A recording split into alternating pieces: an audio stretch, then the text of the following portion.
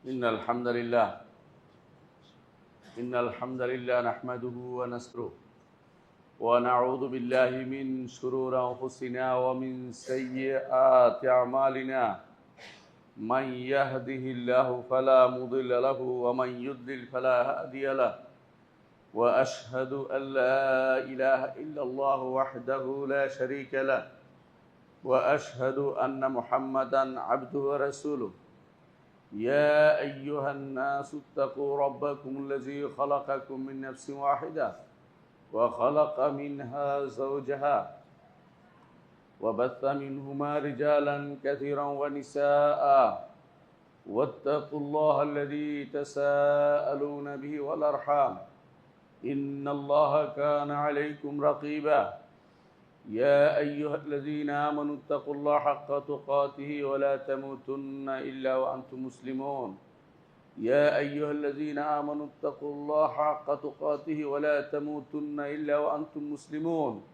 يا أيها الذين آمنوا اتقوا الله وقولوا قولا سديدا يصلح لكم أعمالكم ويغفر لكم ذنوبكم ومن يطع الله ورسوله فقد فاز فوزا عظيما أما بعد فإن أصدق الحديث كتاب الله وخير الهدي هدي محمد صلى الله عليه وسلم وشر الأمور محدثاتها وكل محدثة بدعة وكل بدعة ضلالة وكل ضلالة في النار أيها الناس اتقوا الله فإن التقوى ملاك الحسنات واعلموا أن الله عز وجل فرض عليكم أن تتقوه والرسول صلى الله عليه وسلم كان يوصي أصحابه أن يتحلوا بالتقوى والتقوى وصية الله الأولين والآخرين فمن اتقى الله عز وجل دخل جنته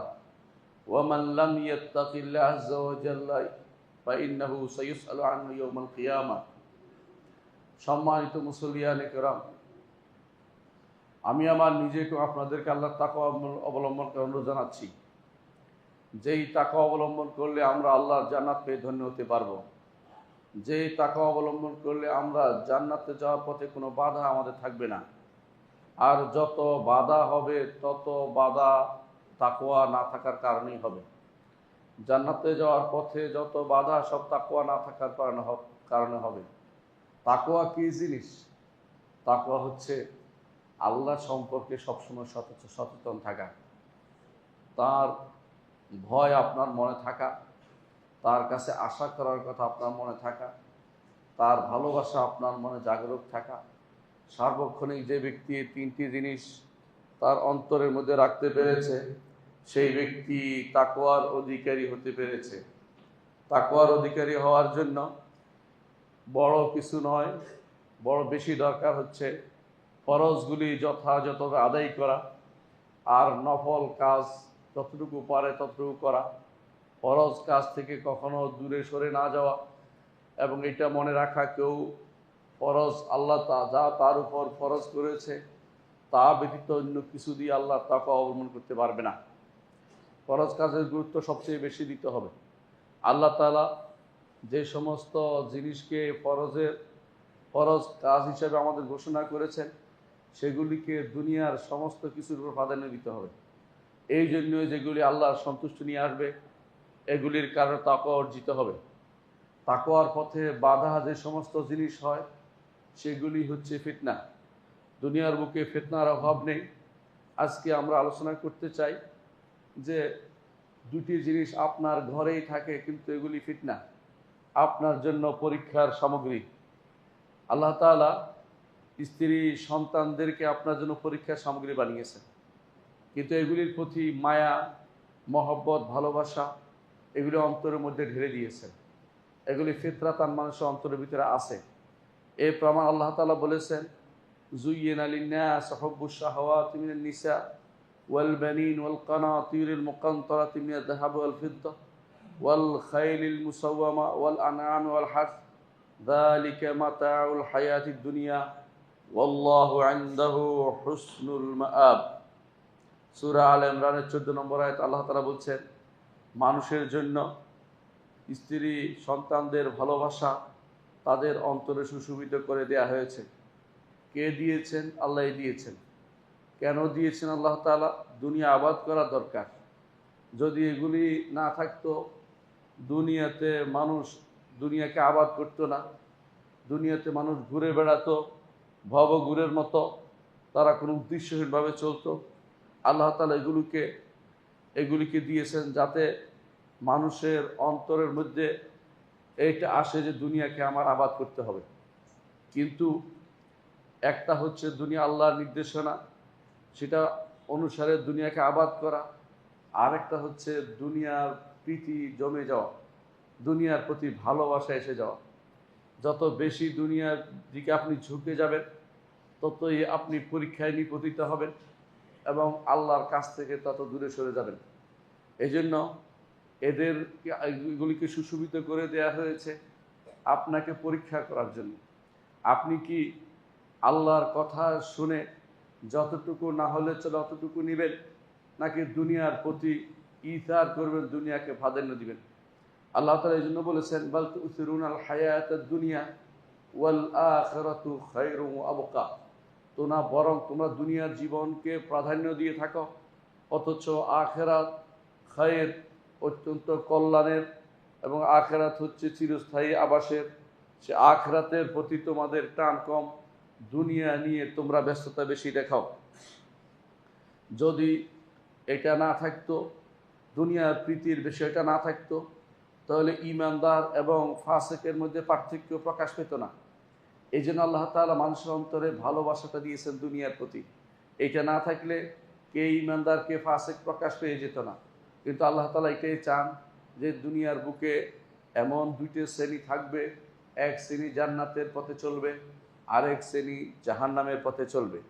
যে ব্যক্তির ঈমান শক্তিশালী হবে, সে কোনোদিন আল্লাহর মহব্বতের উপরে কাউকে স্থান দিবে না। তার জীবনের সমস্ত উদ্দেশ্য থাকবে যে দুনিয়াকে আমি আখিরাতের কর্মক্ষেত্র হিসেবে তৈরি করব। আর দুনিয়া মাজরাতুল আখিরা হিসেবে সে নিবে, দুনিয়াকে আখিরাতের কর্মক্ষেত্র বানাবে। সন্তান সন্ততি এগুলোকে সে আখিরাতমুখী করবে, আখিরাতের ফসল হিসাবে নিবে। অথবা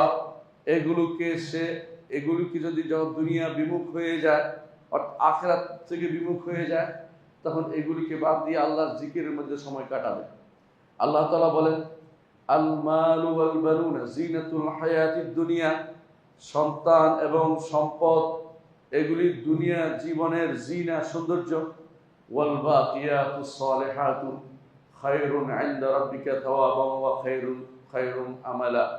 আল্লাহ তাআলা বলছেন যে দুনিয়ার বুকে মানুষের মধ্যে সন্তান এবং সম্পদ, দুনিয়ার সৌন্দর্য আছে, কিন্তু যেগুলো আখিরাতমুখী না হয়, তাহলে সেটা তার জন্য বিপদের কারণ হবে। তাহলে কি করতে হবে? যখন দেখবেন যে দুনিয়া আপনার আখিরাতমুখী, সেগুলো আপনাকে করছে না, আপনাকে বেশিরভাগ সময় আল্লাহর জিকিরের মধ্যে কাটাতে হবে। এগুলি হচ্ছে বাকিয়াতুস সালিহাত, এমন সব নেক যেগুলি অবশিষ্ট থাকবে, সেগুলি হচ্ছে সুবহানাল্লাহ, আলহামদুলিল্লাহ, লা ইলাহা ইল্লাল্লাহ, আল্লাহু আকবার, ওয়ালা হাওলা ওয়ালা কুওয়াতা ইল্লা বিল্লাহ। এগুলি আপনার জীবনের জন্য পাথেয় স্বরূপ। যদি দুনিয়াকে দ্বীনের জন্য খাটাতে না পারেন, তাহলে অন্তত আখিরাতমুখী হওয়ার চেষ্টা করেন। দুনিয়ার জীবনের সন্তানদেরকে আপনার সুশোভিত করে দেওয়া হয়েছে, আপনার সন্তানের মায়া আপনার অন্তরে ঢেলে দেওয়া হয়েছে, যাতে দুনিয়াকে আখিরাতমুখী করে তৈরি করতে পারেন। সেটা যদি না হয়, তাহলে দুনিয়া আপনার জন্য বড় ধরনের ফিতনার কারণ হবে। আল্লাহ তাআলা বলছেন, ওয়ালামু আন্নামা আমওয়ালুকুম ওয়া আওলাদুকুম ফিতনা। জেনে রাখো, তোমাদের সম্পদ এবং সন্তান তোমাদের জন্য পরীক্ষার সামগ্রী। ওয়া আন্নাল্লাহা ইনদাহু আজরুন আযীম। আর আল্লাহর নিকট নিশ্চয় আল্লাহ তাআলা তার কাছে তোমাদের জন্য বড় পুরস্কার রয়েছে। সূরা আনফালের এই আয়াতে আল্লাহ তাআলা আমাদেরকে জানাচ্ছেন যে আমরা যেন সন্তান এবং সম্পদকে ফিতনা হিসাবে নেই, আল্লাহর অবাধ্যতায় এগুলির আনুগত্য না করি, আল্লাহর অবাধ্যতা এগুলির পিছনে না চলি। আর এটা মনে রাখি যে আমাদের যত পুরস্কার আল্লাহ তাআলা আমাদেরকে দিবেন, যদি আমরা আল্লাহর অবাধ্যতায় কারো আনুগত্য না করি, তিনি আমাদেরকে উত্তম পুরস্কার দান করবেন। মানুষ সাধারণত তার স্ত্রী, পরিবার পরিজন দ্বারা ফিতনায় পতিত হয়। অনেক সময় দেখা যায় মানুষ এগুলির কারণে, সন্তানের কারণে, স্ত্রীর কারণে হারাম কাজ করে থাকে। তারা অনেক সময় দেখা যায় আল্লাহর কাছে কি আছে সেটা বাকি মনে করে তারা অনেকটা নগদ নিতে চেষ্টা করে, অনেকেই হারাম কাজে প্রবৃত্ত হয়। আপনারা দেখবেন সন্তানের কারণে অনেকে ঘুষ খায়, সন্তানের কারণেই সুদ খায়, সন্তানের জন্যই হারাম টাকা দিয়ে বাড়ি বানায়, সন্তানের কারণেই মানুষ ভবিষ্যৎ চিন্তা করে বড় বড় গুনার কাজগুলিতে নিজেদের সম্পৃক্ত করে ফেলে। সন্তানের কাজে, সন্তানের জন্য অনেক কিছু করে। আবার স্ত্রীর কারণে অনেক কিছু করে। স্ত্রীকে খুশি রাখার জন্য, পাশের অন্য বাসার সাথে প্রতিযোগিতা লিপ্ত হওয়ার জন্য, সোফা সেট বানানোর জন্য বিভিন্ন রকমের জিনিসে প্রতিযোগিতা লিপ্ত হয়ে যায়। কেন? স্ত্রীকে খুশি রাখার জন্য, স্ত্রী যেন খুশি থাকতে পারে। আবার অনেক সময় বড় ফিতনায় পড়ে যায়, স্ত্রী যদি শরিয়া বিরোধী হয়, যদি ইসলাম বিরোধী হয়, অনেককে দেখবেন তারা স্ত্রীর পিছনে ছুটছে, আল্লাহর শরীয়তের কথা বলা তার আর মুখ দিয়ে বের হচ্ছে না। অনেক সময় একটা যুবককে দেখবেন শরিয়ার পথে চলে, বিয়ের পরে তার স্ত্রী তাকে পরিবর্তন করে দিয়েছে, এখন সে আর আল্লাহর পথে চলতে পারছে না, শরীয়তের পথে তার চলা হচ্ছে না। বরং দেখা যায় ধীরে ধীরে তার দাড়ি ছোট হতে শুরু করেছে, একদিন দেখা যাবে তার দাড়িও আর নেই। অনুভব আরেকবার দেখা যাবে তার স্ত্রীর সাথে বের হয়েছে, পর্দার নাম গন্ধ নেই, তাকে নিয়ে এমন সব জায়গা যাচ্ছে যেখানে হারামের আড্ডা, সেখানে যাচ্ছে। এই সব জিনিস হয়তো তার বিয়ের আগে কল্পনাতেও ছিল না, এগুলি তার পরবর্তী লিপ্ত হয়েছে। এর বিপরীত স্রোত আছে।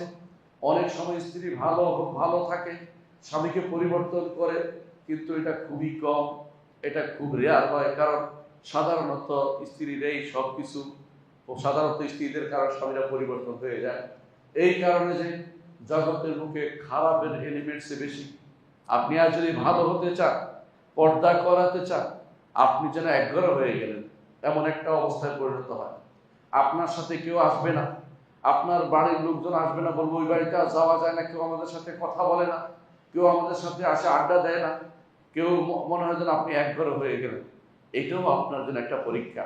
আপনি আল্লাহকে প্রাধান্য দিবেন, আল্লাহর দ্বীনকে প্রাধান্য দিবেন কিনা, আল্লাহর শরীয়তকে প্রাধান্য দিবেন কিনা, আপনি সেটা তখন চিন্তা করবেন। আমি কি দুনিয়ার চাকচিক্যকে প্রাধান্য দিব, না আমার রবকে খুশি করব? আমার স্ত্রীকে আমি সেভাবে সাজাতে পারবো, তিনি কি আমার কথা শুনবেন কিনা? তখন আপনি সেই বিপদে পড়বেন। আবার অনেক সময় দেখা যাবে এমন অবস্থা হয় যে কোনো স্ত্রী পর্দা করত, স্বামীর কারণে পর্দা করা তার বন্ধ হয়ে গেছে। আবার কেউ দেখা যাচ্ছে সে কোনোদিন চাকরি করার চিন্তাও করেনি, কিন্তু আপনাকে খুশি করার জন্য চাকরিতে ঢুকেছে, এবং তার এখন এমন সব লোকদের সাথে তার চলাফেরা হচ্ছে যেগুলো আল্লাহ তাআলা কখনো অনুমোদন করেন নাই। আল্লাহর শরিয়া বিরোধী কাজে সে সার্বক্ষণিক লিপ্ত রয়েছে। এমন সব কাজ সে করছে, এমন লোকদের সাথে ডিল করছে, সারাক্ষণ সবগুলি আল্লাহর শরিয়া বিরোধী কাজে সে লিপ্ত হচ্ছে। এর মাধ্যমে আপনি ঘরের ভিতরে ফিতনা যত বেশি পরিমাণ ঢুকে যাচ্ছে, এগুলিতে বের হওয়ার পথ আপনি পাচ্ছেন না। এই জন্য আল্লাহ তাআলা এটাকে ফিতনা হিসাবে ঘোষণা করেছেন যে এরা ফিতনা। এমনকি আপনারা জানেন একজন ব্যক্তিকে আল্লাহ তাআলা আওকাল্লাযী আতিনাহু আয়াতিনা ফানসালাখা মিনহা ফাআতবাহু শাইতান ফাকানা মিনাল গাওয়িন। নারী ফিতনা জড়িত ঘটনার কারণে একজন বড় বনি ইসরাইলের ব্যক্তিকে পদস্খলিত হতে হয়েছে এবং সে পথভ্রষ্ট পর্যন্ত হয়ে গেছে। সুতরাং অনেক সময় ব্যক্তি এই নারী জাতি দিয়ে অথবা কোনো নারী তার পুরুষ দিয়েও বিভ্রান্ত হতে পারে। আল্লাহ তাআলা আমাদের জন্য দুই শ্রেণীর নারীর কথা ঘোষণা করেছেন। একজন শ্রেণী যারা তাদের দুইজন স্বামী দুনিয়ার সর্বোচ্চ পদ, রিসালত, রাসূল হওয়া সত্ত্বেও তারা আল্লাহর বিধানের বিরুদ্ধে চলার কারণে জাহান্নামের কীট হয়েছে, নবী রাসূলদের কোনো ক্ষতি করতে পারেনি। তারা হচ্ছে নূহের স্ত্রী এবং লূতের স্ত্রী। আবার আল্লাহ তাআলা এর বিপরীতে একজনের কথা উল্লেখ করেছেন, মারিয়াম ইবনাত ইমরানের কথা উল্লেখ করেছেন, আর উল্লেখ করেছেন মারিয়াম ইমরাতে ফেরাউনের কথা, যারা দুনিয়ার বুকে শ্রেষ্ঠ নারী হিসেবে বিবেচিত হয়েছেন, পাপিষ্ঠ ফেরাউনের ঘরে থেকেও আল্লাহর কথা স্মরণ করেছে এবং আল্লাহর জন্য আল্লাহর কাছে একটি ঘর কামনা করেছে, আল্লাহর কাছে একটি ঘর চেয়েছে। যে ঘর দুনিয়াতে তার হয়, আখিরাতের ঘর সে আল্লাহর কাছে চেয়ে নিয়েছে।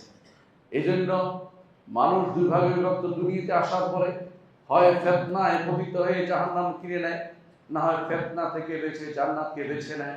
এখন কোনটাতে পড়বেন, আপনার সিদ্ধান্ত আপনি গ্রহণ করবেন। অনেক সময় দেখা যায় অনেক মানুষ কল্যাণকর কাজ থেকে বিরত হয়, সন্তান এবং কাজ করতে পারে না। বরং অনেক সময় দেখা যায় যে তাদের হক আদায় না করে আরেক দিক থেকে গুনার কাছে লিপ্ত হয়। তাদের প্রতি বেশি ভালোবাসা দেখিয়ে অথবা তাদের হক আদায় না করে, দুইভাবেই একজন মানুষ ক্ষতিগ্রস্ত হতে পারে। অনেক সময় ক্ষতিগ্রস্ত হয় সন্তানদেরকে আদব শিক্ষা না দিয়ে, সন্তানদেরকে যে শিক্ষা দিলে দুনিয়া এবং আখিরাতে কাজে লাগবে সেই শিক্ষা তারা দেয় না। অনেক সময় দেখা যায় সেই শিক্ষা না দিয়ে বরং তাদেরকে কুশিক্ষা দিচ্ছে, এমন সব জিনিস শিক্ষা দিচ্ছে যেগুলি শেখার পরে তারা আর আপনার কথাও শুনবে না, আল্লাহর কথাও শুনবে না, অর্থাৎ পিতামাতার কথা শুনে না, তাদেরকে বৃদ্ধ বয়সে বৃদ্ধাশ্রমে পাঠিয়ে দিবে। আল্লাহর কথা শুনবে না, আল্লাহর ইবাদতে নিজেকে কখনো নিয়োজিত করবে না। এটা এই কারণে যে আপনি তাদেরকে আদব দিতে শিখান নাই, সুশিক্ষা তাদেরকে দিতে পারেননি। প্রথম জীবন থেকে আল্লাহর দ্বীন শিক্ষা করার জন্য যেই আপনার শিক্ষা দেওয়ার জন্য চেষ্টা থাকার দরকার ছিল, তা আপনি করতে পারেননি।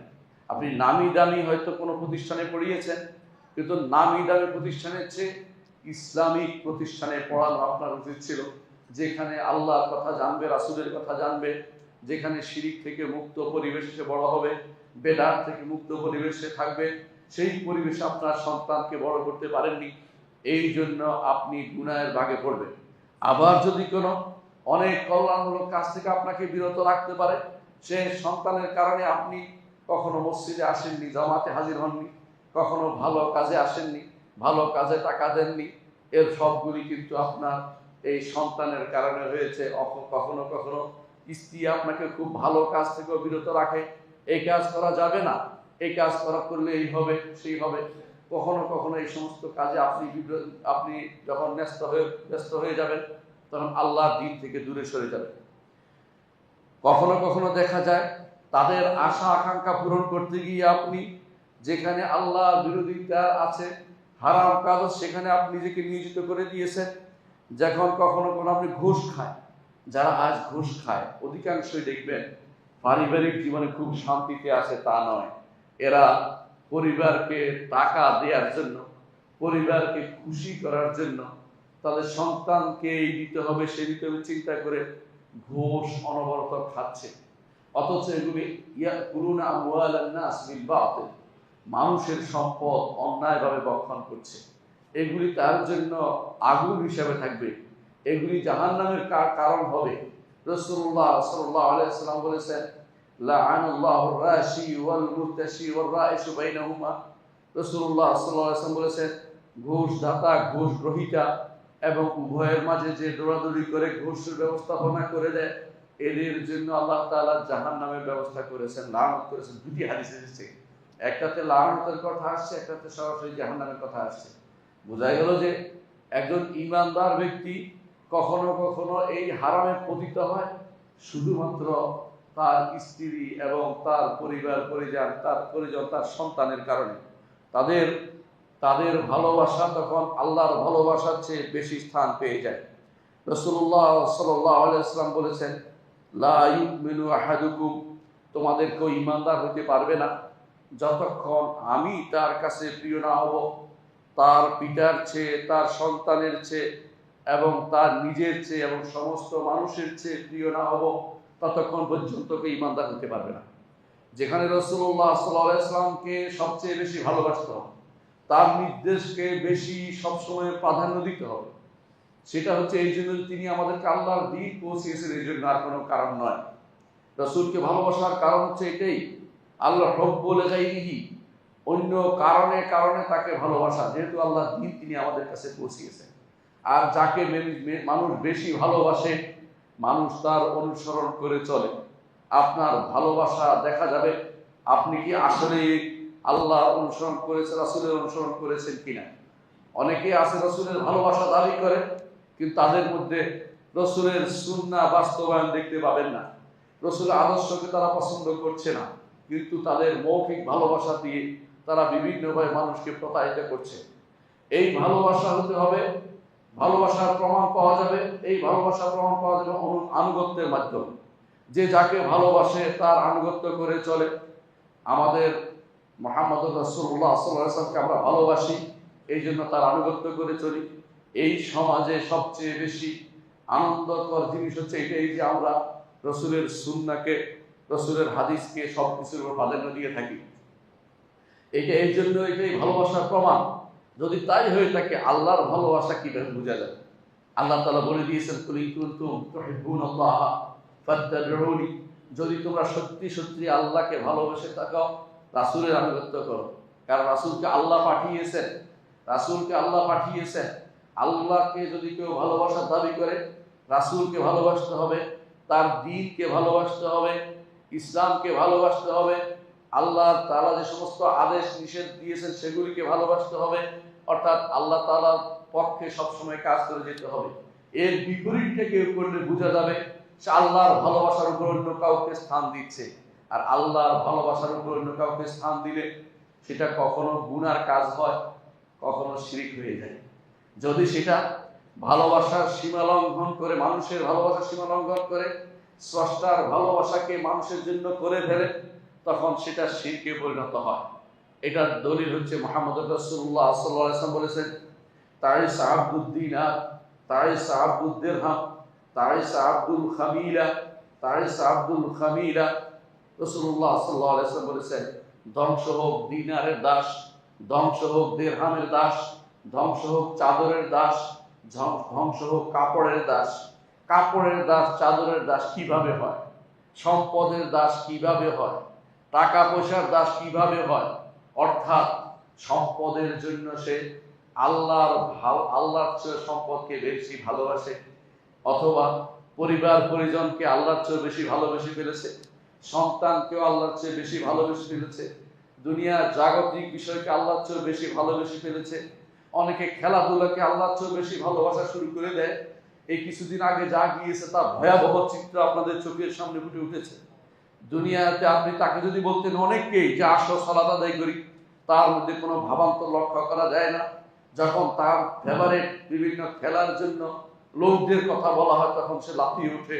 বোঝা গেল তার অন্তরে আল্লাহর ভালোবাসার চেয়ে জাগতিক জিনিসের ভালোবাসা বেশি হয়ে গেছে। আল্লাহ তাআলা কোরআনে কারীম বলেছেন, ওমিনান নাসি মান ইয়াত্তাখিযু মিন দুনিল্লাহি আনদাদান ইউহিব্বুনাহুম কাহুব্বিল্লাহ ওয়াল্লাযীনা আমানু আশাদ্দু হুব্বান লিল্লাহ। মানুষের মধ্যে কিছু মানুষ আছে, মানুষের মধ্যে কিছু মানুষ আছে যারা এই কাজ করে যে তারা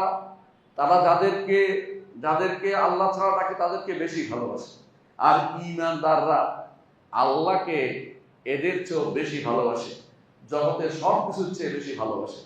আল্লাহর ভালোবাসা সবকিছুর উপর হতে হবে আপনার। তো আল্লাহর জন্যই রাসূলুল্লাহ সাল্লাল্লাহু আলাইহি ওয়াসাল্লামকে ভালোবাসতে হবে সবকিছুর উপরে। কিন্তু আল্লাহর ভালোবাসার জন্য, আল্লাহর জন্য, আল্লাহর সামন্তরালে নয়, আল্লাহর সাথে একসাথে নয়, আল্লাহকে ভালোবাসার জন্যই রাসূলকে ভালোবাসবে। এইটা হচ্ছে ইবাদত। আল্লাহর সামন্তরালে কাউকে ভালোবাসলে বা আল্লাহর চেয়ে বেশি কাউকে ভালোবাসলে সেটা শিরক হয়ে যায়, সেটাই শিরক হয়ে যায়। এই জন্য মূর্তিগুলিকে তারা বেশি ভালোবাসে আল্লাহর চেয়েও। এই জন্য এগুলির পিছনে সময় দেয়, এগুলির সামনে কান্নাকাটি করে, সেগুলি তাদের কাছে বেশি প্রিয় হয়ে যায় বলেই সেটা শিরক করছে। ঠিক কবরগুলি, মাজারগুলি যেখানে যেখানে আছে, তারাও আল্লাহর চেয়েও কবর মাজারগুলিকে বেশি ভালোবাসে। তাদেরকে যদি বলা হয় শিরক হচ্ছে, কোনো খবর নাই, কিন্তু অমুক মাজারওয়ালার তাদের কাছে বেশি প্রিয়। এই জন্য প্রয়োজনে যুদ্ধ করবে, অন্যদেরকে গালিগালাজ করবে, কাউকে ওহাবি বলবে, কাউকে ভিন্ন ভিন্ন শব্দ ব্যবহার করে অপমান করবে, কষ্ট দিবে।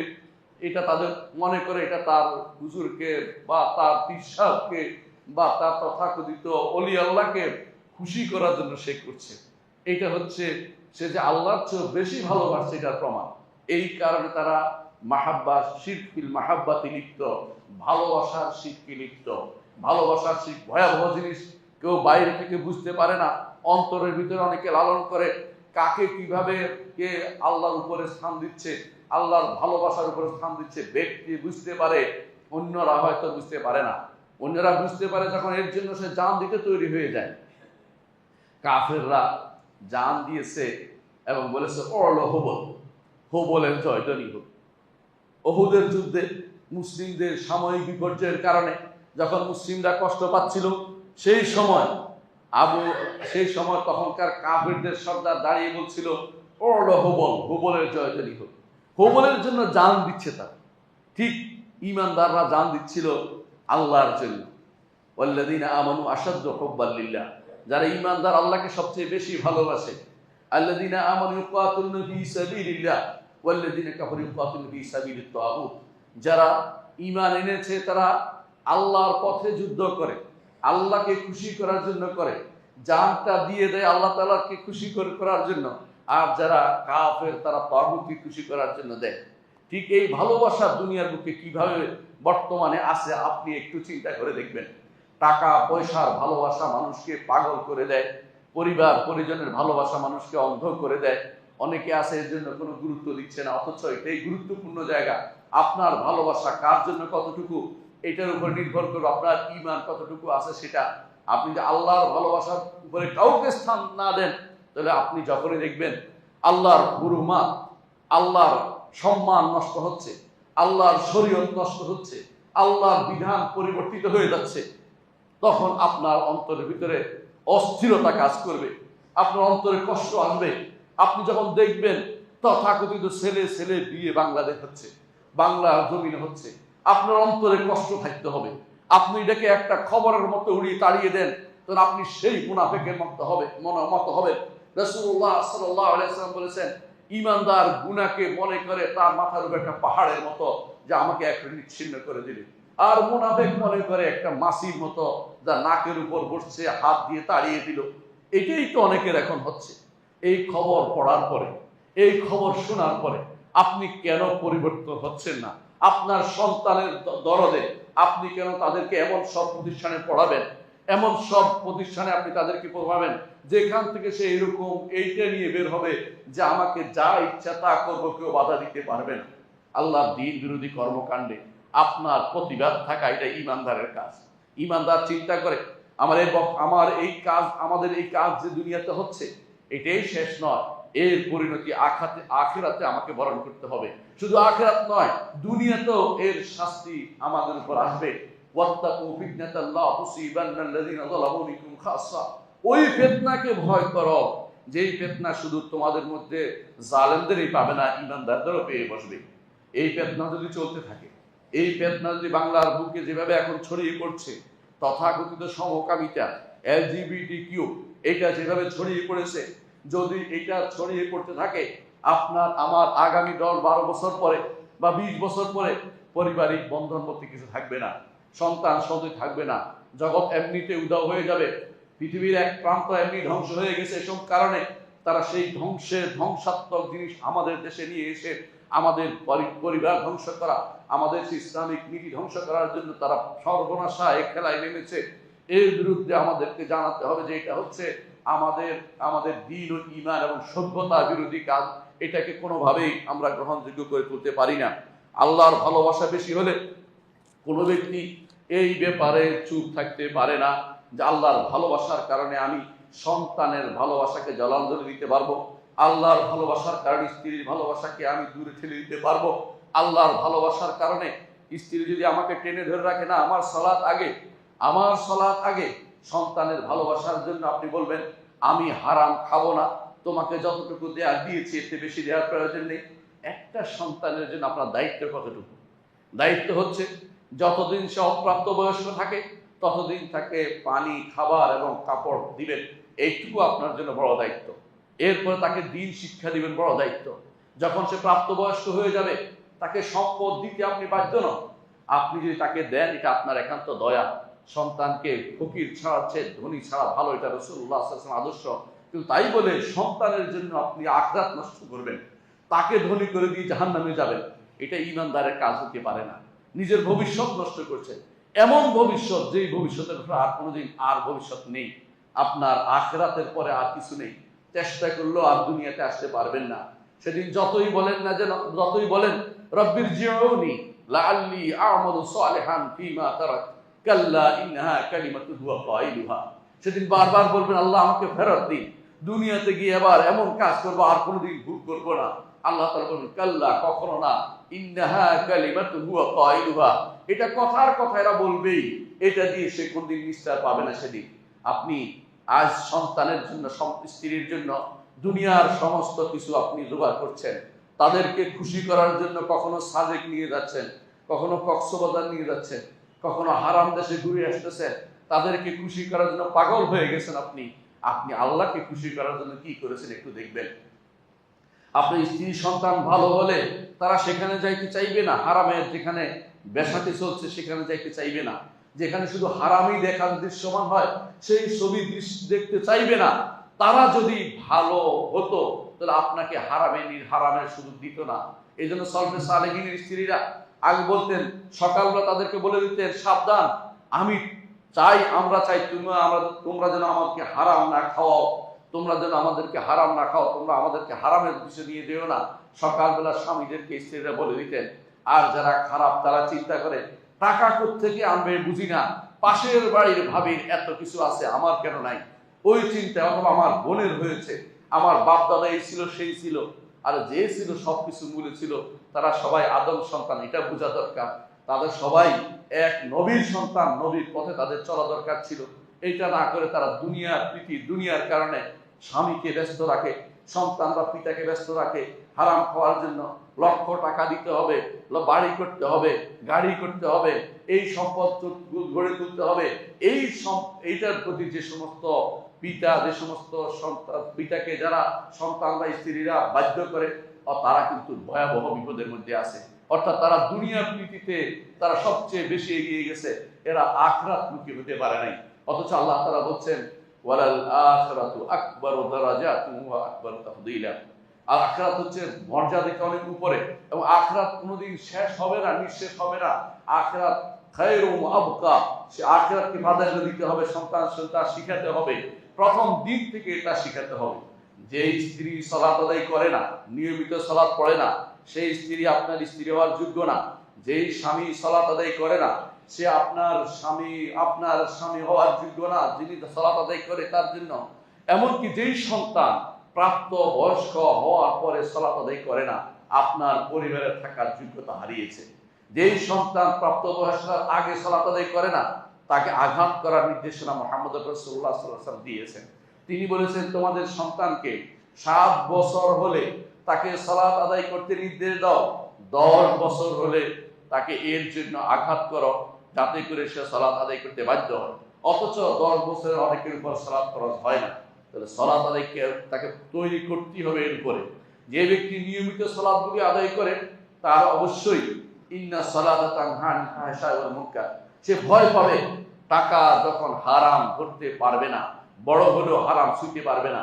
কারণ তার মাথায় আসবে যে আমি এই টাকা যে আমি হাতে ধরতেছি আল্লাহ দেখছে, এই টাকা খরচ করছি আমার শরীরে হারাম ঢুকছে, আমি এই টাকা খরচ করতেছি, এই টাকার কারণে আখিরাতে আমাকে যেই শরীর হারাম দিয়ে গঠিত হয়েছে, মুহাম্মদ রাসূলুল্লাহ সাল্লাল্লাহু আলাইহি ওয়াসাল্লাম বলেছেন আন-নারু আউলা বিহি, ওই শরীর জাহান্নামে যাওয়ার জন্য বেশি উপযুক্ত।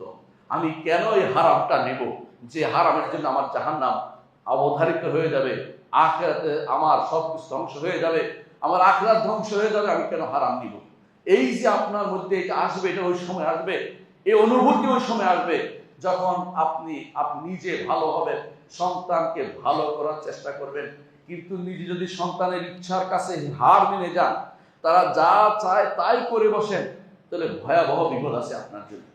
রাসূলুল্লাহ সাল্লাল্লাহু আলাইহি ওয়াসাল্লামের সময় কোনো ব্যক্তি মদিনায় হিজরত করত কোনো নারীর জন্য, আর কোনো ব্যক্তি হিজরত করত রাসূলুল্লাহ সাল্লাল্লাহু আলাইহি ওয়াসাল্লামের দ্বীনকে ভালোবেসে, আল্লাহকে ভালোবেসে।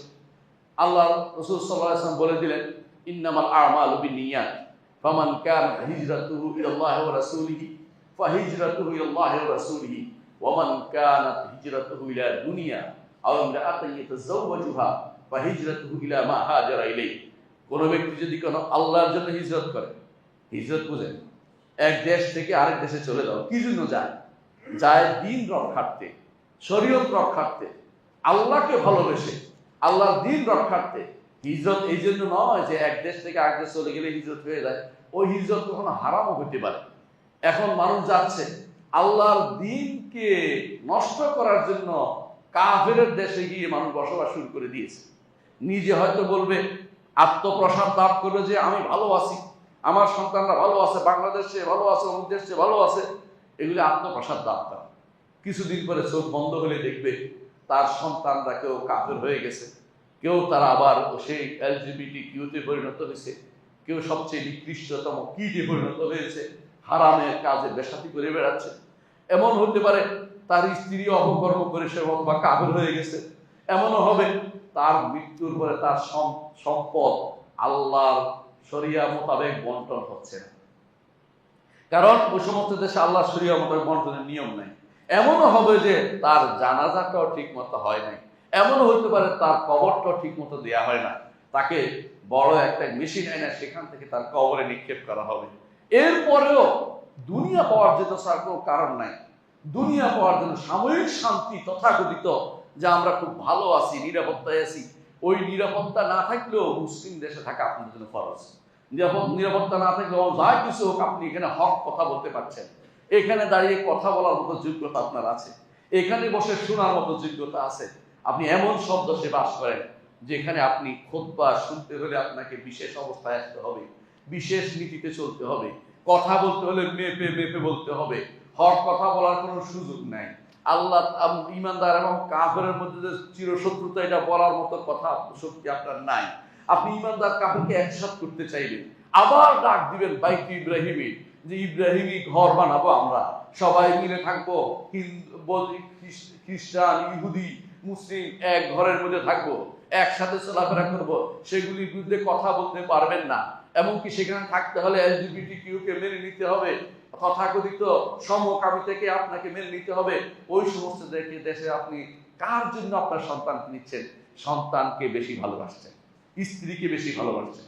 অনেকে আছে ওই সমস্ত দেশ থেকে ফিরে আসতে চায়, স্ত্রীর কারণে আসতে পারে না, তারা আসতে দেয় না। এমনকি কেউ কেউ আমাকে এত ভয় বলেছে যে আমি আসতে চাই, তিনি আসবেন না। তিনি কেন আসবেন না? কারণ তিনি আর এদেশে ফিরে আসতে চান না, কারণ সেখানে উলঙ্গ জীবন তার কাছে বেশি প্রিয়, ন্যাংটা জীবন তার কাছে বেশি প্রিয়। সন্তান সন্ততিকে ক্ষতিগ্রস্ত করে, পরিবারকে ক্ষতিগ্রস্ত করে তাদের পিছনে আপনি যেভাবে ছুটে চলেছেন, এটা আল্লাহর ভালোবাসার বিরোধী কাজ। আপনি আসলেই আপনি নিজেকে খেয়াল করেন, আপনি শিরকি লিপ্ত হয়েছেন অথবা আপনি বড় কবিরা গুনাতে লিপ্ত আছেন, দুটার একটার বাইরে আপনি নেই। আল্লাহ তাআলা কোরআনে কারীম বলেছেন যে যদি কেউ ঈমান না এনে, ঈমানের তারা ঈমান সন্তান সন্ততি এবং স্ত্রী পরিজন যদি ঈমানের উপর না থাকে, তাদেরকে যদি আপনি বেশি ভালোবাসেন, আল্লাহ তাআলা কড়া ভাবে হুঁশিয়ারি উচ্চারণ করে বলছেন, লা তাজিদু কওমান ইউমিনুনা বিল্লাহি ওয়াল ইয়াউমিল আখির ইউআদুনা মান হাদাল্লাহ ওয়া রাসূলাহু ওয়ালাউ কানু আবাআহুম আও আবনাআহুম আও ইখওয়ানাহুম আও আশিরাতাহুম। আল্লাহ তাআলা বলছেন যে আপনি ঈমানদার কোনো ব্যক্তিকে পাবেন না, যে ব্যক্তি আল্লাহ এবং তার আখিরাতের উপর ঈমান রাখে, যে তারা ভালোবাসা রাখছে ওই ব্যক্তির সাথে যে ব্যক্তি আল্লাহর শত্রু, যে ব্যক্তি আল্লাহ রসুলের শত্রু। আল্লাহ রসুলের শত্রু হলে তার সাথে আপনি ঈমানদার হলে আপনার বন্ধুত্বপূর্ণ সম্পর্ক থাকতে পারবে না।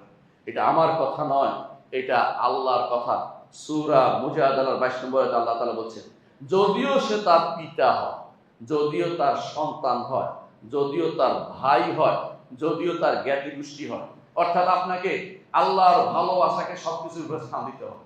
এদেরকে যদি আপনি ভালোবাসেন তাদের ঈমান না থাকার কারণেও, তাহলে আপনি ক্ষতিগ্রস্ত হবেন। আল্লাহ তাআলা বলছেন যে এরা হচ্ছে ক্ষতিগ্রস্ত, এরা সবচেয়ে ক্ষতিগ্রস্ত, অর্থাৎ এরা কখনো আল্লাহ তাআলা তাদেরকে শাস্তির ভয় দেখিয়েছেন। আর যাদের অন্তরে এদের প্রতি অর্থাৎ কুফরি এবং শিরকে যারা প্রাধান্য দিচ্ছে, সন্তান সন্ততি এবং তার এবং স্ত্রী, এদের প্রতি তার ভালোবাসা নাই, আল্লাহর ভালোবাসা বেশি হবে, তখন আল্লাহ তাআলা তাদের সম্পর্কে বলছেন উলাইকা কাতাবা ফি কুলুবিহিম ঈমান, আল্লাহ তাদের অন্তরে ঈমান লিখে দিয়েছেন। ও আইয়াদাহুম বিরুহিম মিনহু, আল্লাহর পক্ষ থেকে তাদের জন্য সাহায্যের ব্যবস্থাপনা করেছেন, তাদেরকে সাহায্যের ব্যবস্থাপনা করে। দুনিয়ার বুকে তারা শান্ত জীবন যাপন করে, প্রশান্তিময় জীবন যাপন করে। অল্প আছে কিন্তু শান্তি আছে, কিন্তু বেশি থেকেও অনেকে শান্তি থাকতে পারে না, অশান্তিময় জীবন যাপন করে। শেষ পর্যন্ত কেউ কেউ আত্মহত্যা করে, কেউ কেউ হয়তো তার স্ত্রীর সন্তান দ্বারা প্রতারিত হয়, স্ত্রী হয়তো তাকে মেরে ফেলে, সন্তান তাকে আঘাত করে। এরকম প্রমাণ আপনাদের চোখের সামনে আছে। দুইজনকেই, একজন পুলিশের মেয়ে তার স্বামী স্ত্রী দুজনকে, বাচ্চা বাবাকেও মারছে, মাকেও মেরে এখন জেলে আছে। তার ঘটনা আপনারা জানেন, নাম ধরে বলতে চাচ্ছি না। এরকম কেন হয়েছে? কারণ হালালে তাদেরকে বড় করতে পারেননি, ছোট কাল থেকে তাকে শিক্ষা দিতে পারেননি আল কানা, স্বল্প তুষ্টিটা, আখিরাত মুখিতা তার মধ্যে আনতে পারেননি। এই জন্য ভয়াবহ ফিতনায় পতিত আপনি নিজে হয়েছেন, দুনিয়া ধ্বংস করেছেন। আখিরাত আপনার তো ধ্বংস বাকি আছেই, দুনিয়া তো আপনার শেষ হয়ে গেছে ইতিমধ্যেই। এই জন্য ইমানদার চিন্তা করে আমার পরিবার পরিজনকে ওই সময় ভালোবাসা যদি আমার পক্ষের হয়, আমার পরিবার পরিজনকে ভালোবাসো, সন্তানকে ভালোবাসো, এর ভালোবাসো যদি তারা আমাকে ইমানের দিকে নিয়ে যায়। ইমান বিরোধী কিছু হলে তাদের ব্যাপারে আমার কোনো সহমর্মিতা থাকতে পারে না। চিন্তা করে দেখুন, ইব্রাহিম আলাইহিস সালাম তার সন্তানকে বলেছেন, কি বলেছিলেন?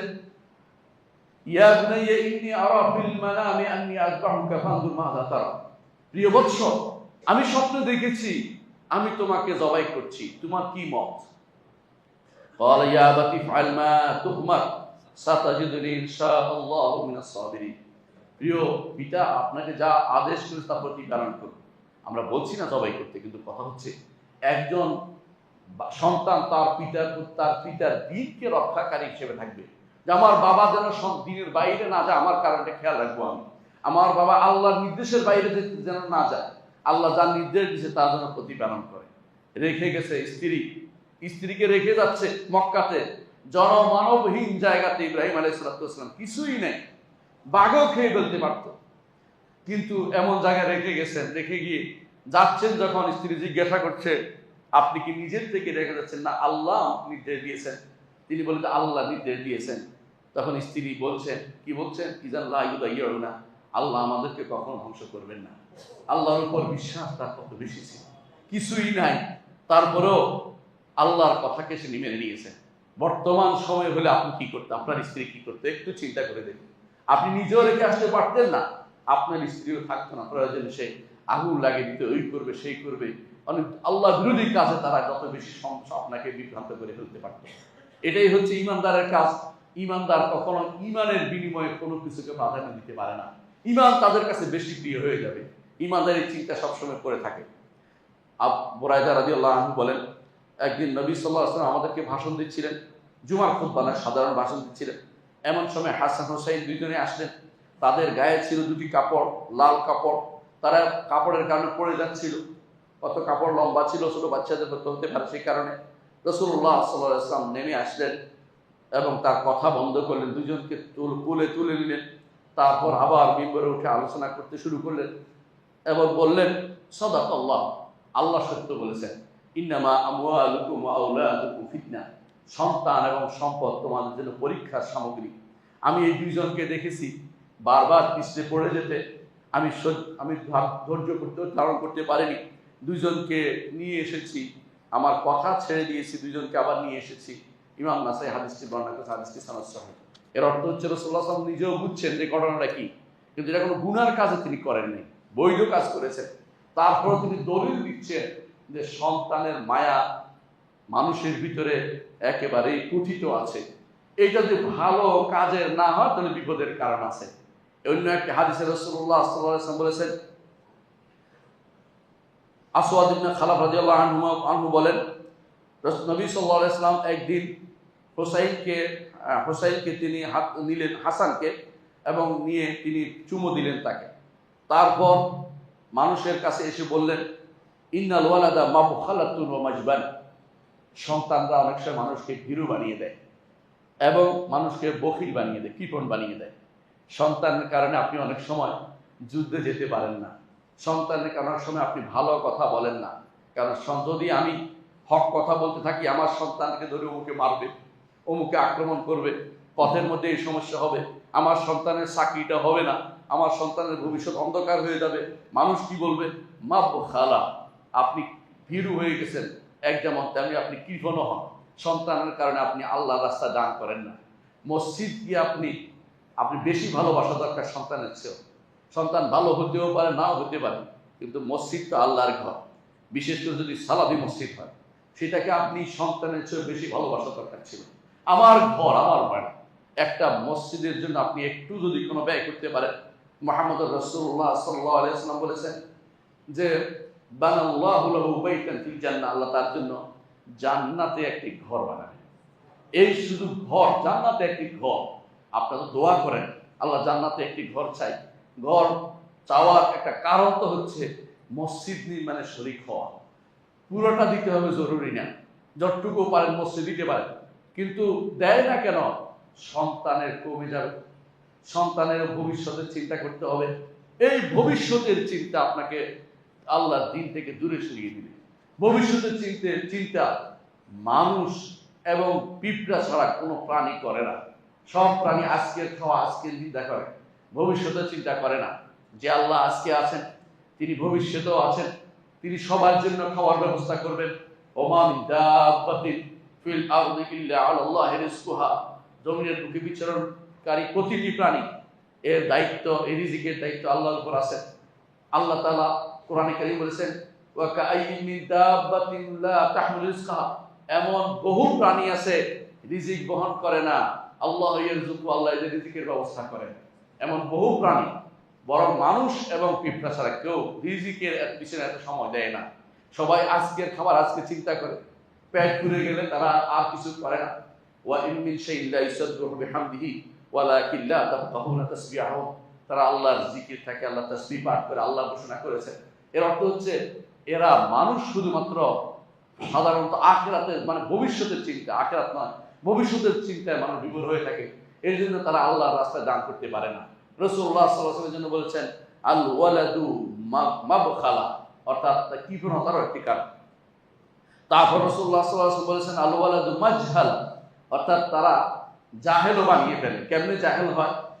সন্তানের কারণে পড়তে আসে না, দিন পড়ার সময় পায় না, ব্যবসা করতে হবে, আমার এইটা দরকার ওইটা দরকার, সন্তানের এটা দরকার, নিজে মসজিদের সময় মতো আসে না, শেষ মুহূর্তে আসবে, যখন একামত হয়ে যাচ্ছে তখন আসবে, অথবা যখন আসবে তখন আর কোনো কথা নেই, শেষ হয়ে গেছে খতিব সাহেবের, ইমাম সাহেবের কথা শেষ, দিন শিখতে আসবে না, পড়তে বসবে না, কোরআন শিখে নাই। একমাত্র কারণ কি?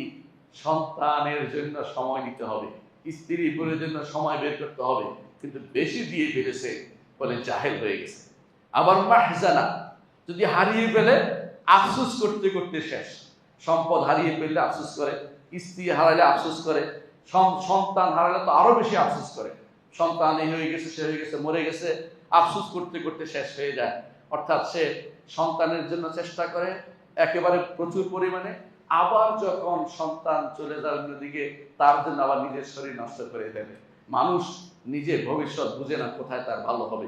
এটা আমার কথা নয়, মুহাম্মদ রাসূলুল্লাহ সাল্লাল্লাহু আলাইহি ওয়াসাল্লাম বলেছেন, হাদিসটি সহিহ, হাকিম এবং তাবারানী হাদিসটি বর্ণনা করেছেন। অনেক সময় দেখা যায় সন্তান এবং স্ত্রীর কারণে, ভালোবাসার কারণে তার ফিতনায় পড়ে অনেকেই দেখা যায় তাদেরকে বন্ধু হিসাবে নিচ্ছে, অথচ তারা তার শত্রু। এমনিতেই শত্রু আছে যারা দিন বিরোধী, ইসলাম বিরোধী, সালাত আদায় করেন, তারা সরাসরি শত্রু। আর যারা সেগুলি বাদেও অনেকে শত্রুতা করে, কিরকম? অনেক সময় দেখা যায় যে তারা গুনার কাজে তাকে আবদ্ধ করে, নেক কাজ থেকে তাকে দূরে সরিয়ে রাখে। এটা আমার কথা না, আল্লাহ তাআলা বলছেন ইয়া আইয়ুহাল্লাযীনা আমানু, হে ঈমানদারগণ, ইন্না মিন আজওয়াজিকুম ওয়া আওলাদিকুম আদুওয়াল লাকুম, তোমাদের স্ত্রীদের মধ্যে এবং সন্তানদের মধ্যে থেকে অনেকেই তোমাদের শত্রু আছে, ফাহদারুহুম, তাদের ব্যাপারে তোমরা সাবধান থাকো। সূরা তাগাবুনের 14 নম্বরে আল্লাহ বলেছেন। এর মধ্যে আল্লাহ তাআলা সাবধান করছেন যে স্ত্রী, পরিবার, সন্তান নিয়ে গর্ব করার কিছু নেই। এমনও হতে পারে তোমার পথের কাটা হবে, জান্নাতে যাওয়ার পথে বাধা হয়ে যাবে, জান্নাতে যাওয়ার পথে বাধা হয়ে যাবে। কাফেররা কি বলতো?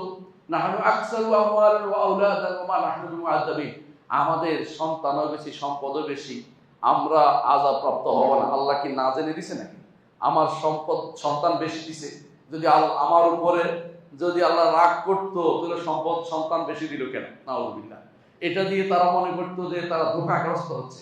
আল্লাহ তাআলা আমাদেরকে সাবধান করছেন যে তোমরা ধোঁকাগ্রস্ত হইও না, কারণ সন্তান সম্পদ আল্লাহ তাআলা দুনিয়ার বুকে পরীক্ষার সামগ্রী হিসাবে করেছেন।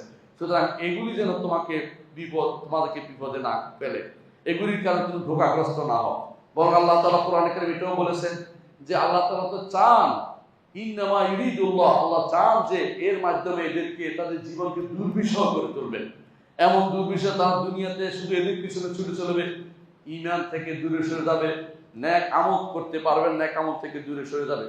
মুজাহিদ রাহমাতুল্লাহ আলাইহি বলেন, এই আয়াতের তাফসীরে তিনি বলেন অর্থ হচ্ছে সন্তান এবং সম্পদের, সন্তান স্ত্রীর কারণে অনেক সময় পারিবারিক বন্ধন শিথিল হয়ে যায়, পিতা মাতার খোঁজ নেওয়া হয় না, ভাই বোনের খোঁজ নেওয়া হয় না, আত্মীয় স্বজনের খোঁজ নিতে পারেন না, সারাদিন শুধু কিভাবে সন্তান এবং সম্পদকে খুশি করবেন, সন্তান স্ত্রীকে খুশি করবেন, এই জন্য পাগলের মতো আপনি দৌড়ে বেড়াচ্ছেন।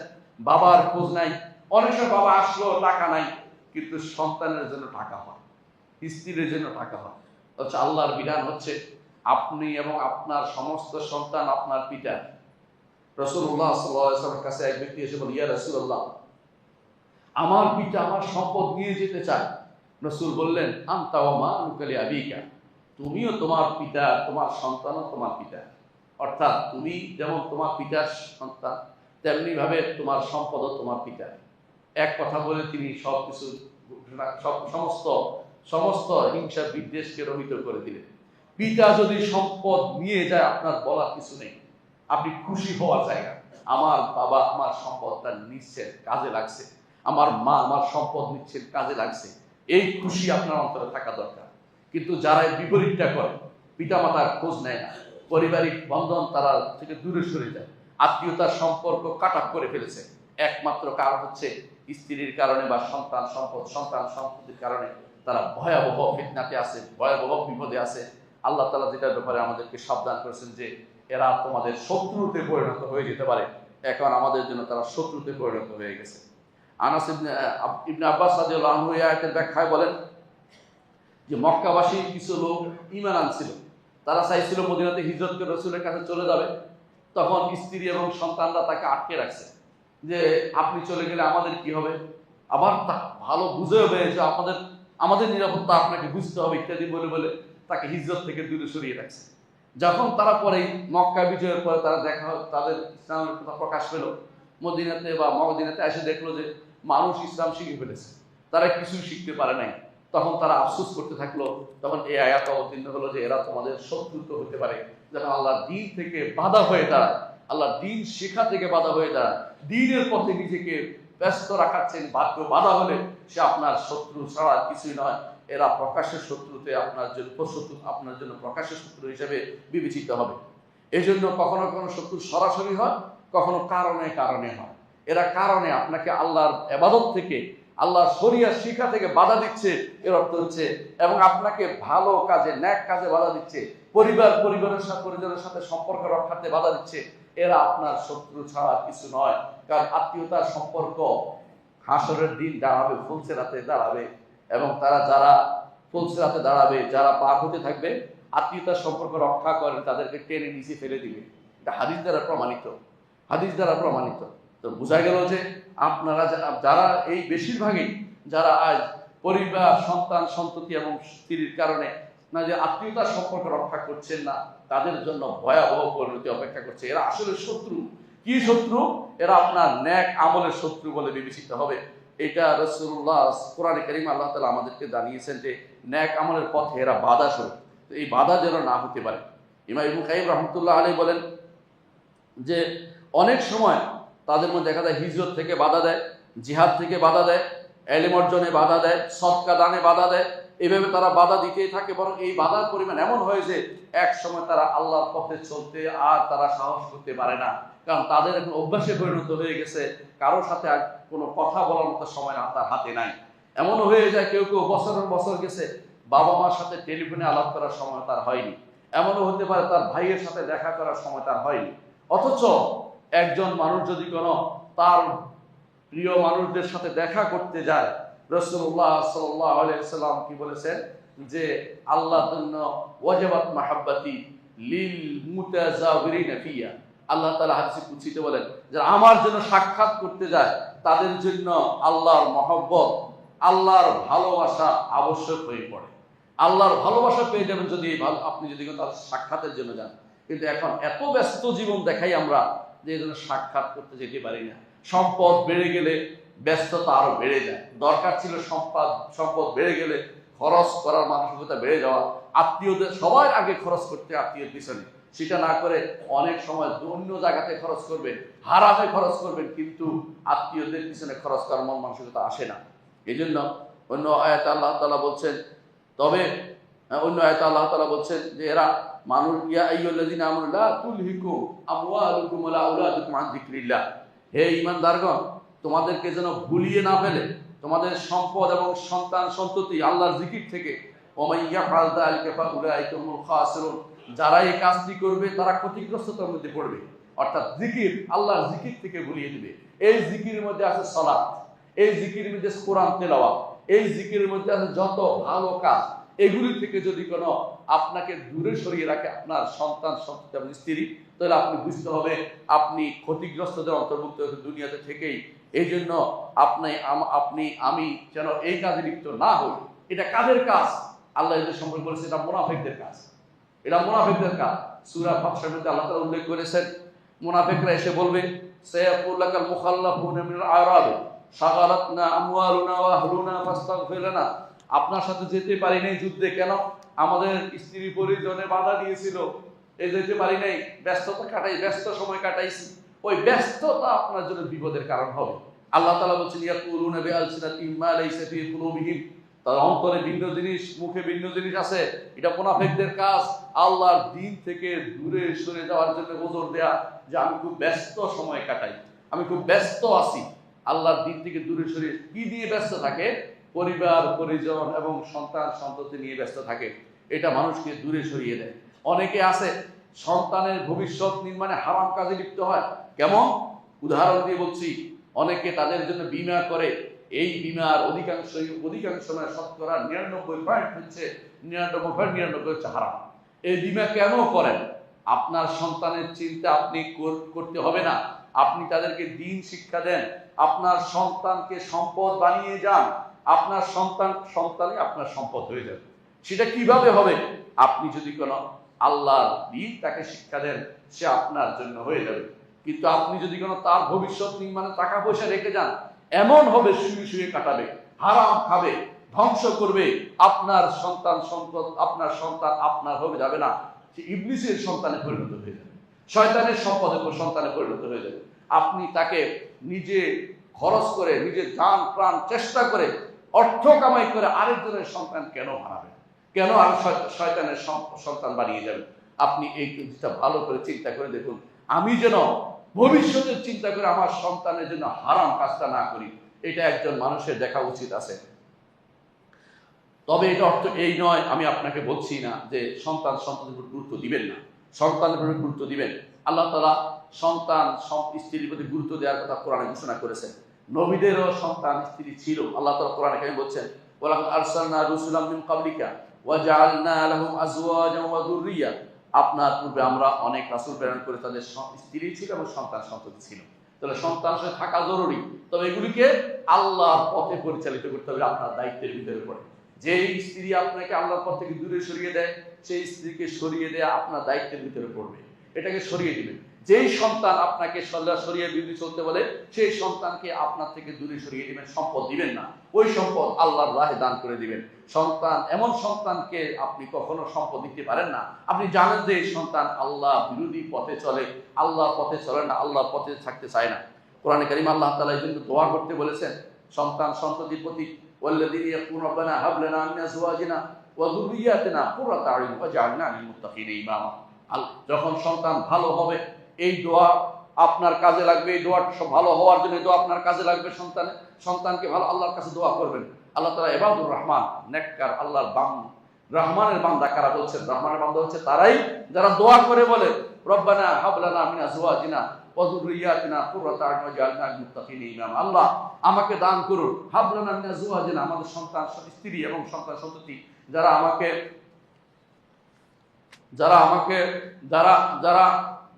চক্ষু শীতল করে দিবে, যারা আমার চক্ষু শীতল করে। চক্ষু শীতল বুঝেন আপনি?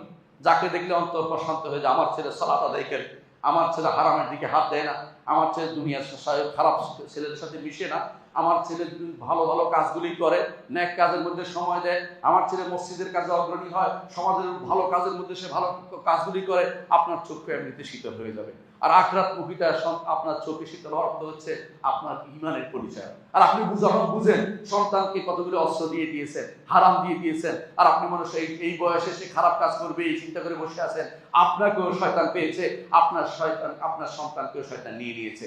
এটা আপনার সন্তান আর বিবেচিত হবে না, আপনি নিজেও শয়তানের খাতা নাম লিখিয়েছেন, সন্তানদেরকেও শয়তানের খাতা নাম লিখিয়েছেন। আল্লাহ তাআলা কোরআনে কারিমে আমাদেরকে নির্দেশ দিয়েছেন, যদি তারা এইভাবে চলতে পারে, জানিয়ে দিয়েছেন দুনিয়ার বুকে আল্লাহর পথে চলেছে, এইভাবে চলেছে, আখিরাতে আল্লাহ তাআলা বলেছেন আপনাকে সন্তানের সাথে মিলনের ব্যবস্থাপনা করে দিবেন, একসাথে থাকার ব্যবস্থাপনা করে দিবেন। ওয়াল্লাযীনা আমানু ওয়াত্তাবাআতহুম যুররিয়্যাতুহুম বিঈমানিন আলহাকনা বিহিম যুররিয়্যাতাহুম ওয়া মা আলাতনাহুম মিন আমালিহিম মিন শাই কুল্লু ইমরিইন বিমা কাসাবা রাহিন। আল্লাহ তাআলা বলছেন যারা ঈমান আনবে এবং তাদের সন্তানরাও তাদের ঈমানের অনুসরণ করে চলবে, বুঝছেন তো আপনার একই দৃষ্টি, তারা ঈমানের সাথে আছে, আমলের সাথে আছে, ভালো কাজে নিয়ে আসে, আপনি তার মসজিদে নিয়ে আসছেন, সালাতে নিয়ে আসছেন, তারা সালাতে আসে, আপনি বলার আগে চলে আসে, আপনার আগে মসজিদে হাজিরের পথে সালাতে, এরকম অবস্থা হলে আখিরাতে আপনার সেটা সন্তান আপনার সম্পদ বিবেচিত, এরকম তৈরি করা আমাদের জন্য জরুরি। এটা আল্লাহ তাআলা আমাদেরকে জানিয়েছেন। এই জন্য নবীরা দোয়া করতেন, রব্বানা হাবলানা মিন লাদুনকা যুররিয়াতান তাইয়্যিবা, আল্লাহ আমাদের জন্য উত্তম সন্তান, আমাদের উত্তম সন্তানের ব্যবস্থাপনা করে দেন। নবীরা দোয়া করতেন। রাসূলুল্লাহ সাল্লাল্লাহু আলাইহি ওয়াসাল্লাম স্ত্রীর ব্যাপারে বলেছেন, আর দুনিয়া মাতা ওয়া খায়রু মাতাইহা আল মারআতুস সালিহা, দুনিয়া হচ্ছে উপভোগের সামগ্রী, উত্তম উপভোগ হচ্ছে নেককার স্ত্রী। নেককার স্ত্রী ওইটা হচ্ছে নেককার স্ত্রী যে গায়েব থাকলে, আপনি না থাকলে নিজেকে হেফাজত করে, আপনি তার দিকে তাকালে সে আপনাকে খুশি করে দেয়, এবং আপনি সে আপনাকে খুশি করে দেয়, অর্থাৎ অন্যায় কাজে প্রবৃত্ত হয় না, আপনাকে খুশি রাখার চেষ্টা করে, এবং আল্লাহর ইবাদতের বাইরে সে চলে না। এটা হচ্ছে নেককার স্ত্রী। এবং রাসূলুল্লাহ সাল্লাল্লাহু আলাইহি ওয়াসাল্লাম বলেছেন, এই যে নেককার স্ত্রীকে হাতে দিতে বলেছেন, তাযাওয়াজুল ওয়ালুদ আল ওয়াদুদ ফা ইন্নী মুকাথিরুম বিকুমুল উমাম, নেককার স্ত্রী গ্রহণ করতে বলেছে, তাদের প্রতি ভালো ব্যবহার করতে বলেছে। কিন্তু আপনার স্ত্রী যদি খারাপ হয়, সন্তান খারাপ হয়, আপনি তাদের প্রতি মিথ্যা মহব্বত, মিথ্যা ভালোবাসা দেখে চলতে পারেন না। আনাস ইবনে মালিক রাদিয়াল্লাহু আনহুর জন্য রাসূলুল্লাহ সাল্লাল্লাহু আলাইহি ওয়াসাল্লাম দোয়া করেছেন, আল্লাহুম্মা উরযুকহু মালান ওয়া ওয়ালাদান ওয়া বারিক লাহু, আল্লাহ তাকে সন্তান দান করো এবং তাকে সম্পদ দান করো এবং বরকত দান করো। এটা এই জন্যই যে একজন মানুষ, মোট কথা হচ্ছে এটাই যে সন্তান যদি ভালো হয়, স্ত্রী যদি ভালো হয়, তাহলে আপনার সম্পদ, এরা সম্পদে পরিণত হয়ে যায়। সন্তান এবং স্ত্রী তখন সম্পদে, দুনিয়ার মাতা উত্তম উপভোগের সামগ্রী হয়ে যায়। স্ত্রী যেমন উত্তম উপভোগের সামগ্রী, সন্তান সাথে আপনার জন্য চক্ষু শীতলকারী হয়ে যায়, এগুলো আপনার কাজে লাগে। এই জন্য ঈমানদারকে আল্লাহ তাআলা ঘোষণা করেছেন এটা বলতে, যে ইয়া আইয়ুহাল্লাযীনা আমানু কু আনফুসাকুম ওয়া আহলিকুম নারা, আল্লাহ তাআলা এটা বলে ঘোষণা করছেন, হে ঈমানদারগণ, তোমরা নিজেকে বাঁচাও, পরিবারকে বাঁচাও। সন্তান আপনার পরিবার অন্তর্ভুক্ত, স্ত্রী আপনার পরিবার অন্তর্ভুক্ত, তাদেরকে আগুন থেকে বাঁচানো আপনার দায়িত্ব। এই আগুন থেকে বাঁচাতে হলে হারাম কাজ থেকে তাদেরকে দূরে রাখতে হবে এবং সঠিক পথে কোরআন এবং সুন্নাহ তাকে পরিচালিত করতে হবে। আর আপনি যদি মনে করেন যে আপনার সম্পদ আখিরাতে মৃত্যুর পরেও আপনার কাজে লাগবে, আপনার সন্তান সম্পত্তি, তাহলে আপনার সন্তানকে দ্বীন শিক্ষা দিবেন। যে আপনার সন্তানকে দ্বীন শিক্ষা দিতে পারেন, আপনি তিনটে জিনিস একসাথে পাবেন। রাসূলুল্লাহ সাল্লাল্লাহু আলাইহি ওয়াসাল্লাম যে তিনটি জিনিস আপনার কাজে লাগবে বলেছেন, সেগুলো আপনি পেয়ে যাবেন। তিনটা জিনিস কি? মৃত্যুর পর তিনটা জিনিস রাসূল বলেছেন, একজন মানুষ মারা গেলে তার জন্য তিনটি জিনিস কাজে লাগে, সাদাকাতুন জারিয়া, ইলমুন ইউনতাফাউ বিহি, ওয়ালাদুন সালিহুন ইয়াদউ লাহু, তার নেক সন্তান কাজে লাগে, সদকা জারিয়া কাজে লাগে, ইলম কাজে লাগে। আপনার সন্তান যদি আলেম হয়, দিনদার হয়, দ্বীনের কাজ করে, আপনি মরার পরেও কাজে লাগছে, আলেম হিসাবে, সন্তান হিসাবে, আর কর্মটা সদকা জারিয়া হিসাবে। তার সন্তান তারা যত আলেম রেখে যাবে তাদের সবার জন্য, অর্থাৎ আপনি সদকা জারিয়াও পাচ্ছেন, আপনি ইলম ইউনতাফাউ বিহি পাচ্ছেন, উপকৃত ইলম তারা পাচ্ছেন, এবং আপনার সন্তান তো নিজের সন্তানই, তার দোয়াও আপনি পাচ্ছেন। এই জন্য সবচেয়ে উত্তম ইনভেস্ট হচ্ছে সন্তানকে ভালো বানানোর ইনভেস্ট, নেককার বানানোর ইনভেস্ট। এখানে কোনো কমতি করার সুযোগ নাই। এখানে আপনার সন্তানকে কিভাবে দিনদার বানাবেন সেখানে খরচ করুন।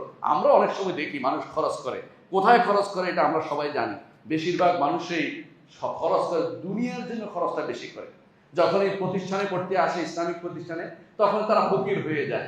তখন চিন্তা করে কিভাবে সাদাকার টাকা নেওয়া যায়, কিভাবে যাকাত থেকে নেওয়া যায়, কিভাবে প্রতিষ্ঠানটা বন্ধ করার ব্যবস্থা করা যায়। অথচ আপনার সন্তানকে পড়ানোর জন্য হয়তো ইমাম সাহেব অথবা খতিব সাহেব চেষ্টা করছে যে কোনো মূল্যে সন্তানটা থাকুক আমার কাছে, মানুষের কাছে হাত পেতে হলে পড়াইতে চায়। কেন? দিন পড়ানোর তার সুবিধা আছে, এই জন্য। দিন একসময় বন্ধ হয়ে যাবে না পড়া হয়। এদেশে মাদ্রাসাগুলি আল্লাহর পক্ষ থেকে বড় রহমত। যারা এই মাদ্রাসাগুলি বিরোধিতা করে তারা বুঝে না কত বড় ভয়াবহ কাজের মধ্যে লিপ্ত আছে। এরা চায় না মাদ্রাসাগুলি থাকুক, কারণ একটা সন্তান হওয়া মানে একটা এলাকা আলোকিত হওয়া। আপনার সন্তানকে রাখার জন্য চেষ্টা করবেন, কিন্তু আপনি চাইবেন কি কম দামে বিনা পয়সায় কেমনে পড়াইতে পারে চিন্তা করছেন, এটা করবেন না। আপনার দায়িত্ব হবে আমি আমার সন্তানকে বড় আর 10টা সন্তানকে দায়িত্ব নিব যে আমার ছেলের সাথে 10টা সন্তান পড়ে এগুলি কিভাবে পড়তে পারে। দিন পড়ার জন্য আপনার যে ইনভেস্টটা হবে এটা আখিরাতের ইনভেস্ট, এটা আখিরাতে আপনি পাবেন। এই ছেলে যদি আপনার সন্তানের সাথে আরো 10টা ছেলে যদি একজন যদি এমন আলেম হতে পারে, মুহাম্মদ বিন সালেহ আল-উসাইমিন হয়ে যেতে পারে, হয়তো ইমরানের মতো ব্যক্তি হয়ে যেতে পারে, হয়তো আব্দুল্লাহ হুনাইমানের মতো ব্যক্তি হয়ে যেতে পারে, যারা ছোট কালে কারো পায় নাই, বড় হয়ে একজন উপকার পেয়েছে, বিশ্ব সেরা আলেম হয়ে পরিণত হয়েছে। আপনি যে ইনভেস্টের পর ইনভেস্ট আপনার কোনো ক্ষতি নেই, কোনো রকমের ক্ষতি আপনার নাই। সেজন্য সেই পথে আপনাকে পরিচালিত করতে হবে জীবনকে। আপনার সন্তান সন্ততিকে, আপনার স্ত্রীকে সঠিক পথে পরিচালিত করুন, তাদেরকে দিন শিক্ষা দিন, তাদেরকে দিন শিক্ষার ব্যবস্থা করে দিন, তাদেরকে হারামের পথ থেকে বাঁচিয়ে তুলুন, তাদেরকে হারাম থেকে সাবধান করুন। এটা হারাম, এটা করা যাবে না, এটা শিখিয়ে দিন। হালাল হারামের তাদেরকে ধারণা দিন, শিক্ষা দিন। আল্লাহ আমাদেরকে বুঝার তৌফিক দান করুন।